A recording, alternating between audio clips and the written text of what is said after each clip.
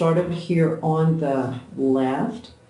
And what we're going to do is we're going to do kind of a, not a giant one, but we'll put a little tree on that side. And over here we're going to, we'll move up a little bit. They don't have to be exactly the same. We don't want them to be exactly the same. But we'll just do a couple there.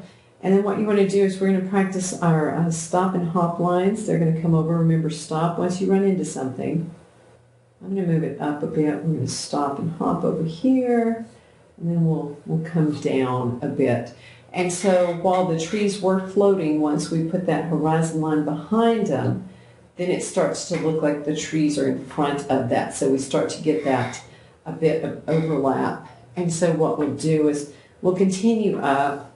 We're going to do kind of another row of those, but we don't want things exactly lined up. So I'll put a little tree there.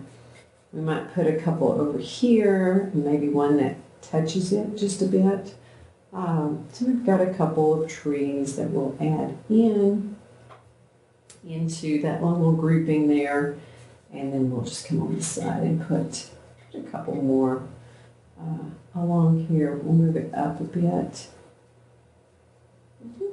Just very simple. So what you've got, you don't have them lined up. We kind of a wee little bit here and there, but we have those. And now we're going to add our final horizon line. If you want to come over from the side again, we'll run into it. We're going to stop and hop. As soon as you run into something, you just stop and you're going to move on. We're going to come over on this side. We'll come over. Let's see, this one we're going to kind of run into just as that.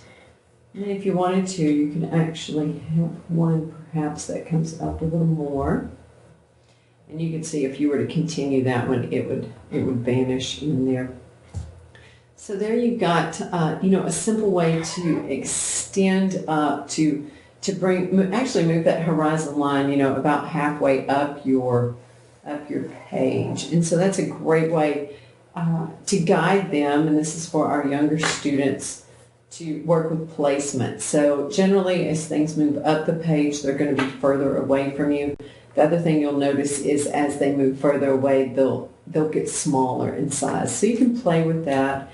And sometimes then you might even want, depending on what's over there, if there were like a whole bunch of trees, you could, add a few that actually, end up on the horizon.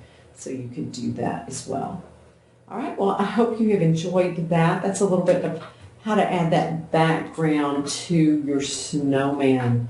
And so I'm Roxanne here at Whirlidurb, and I hope to see you soon in an Art Smart program. So thank you so much. Hope you've enjoyed our snowman.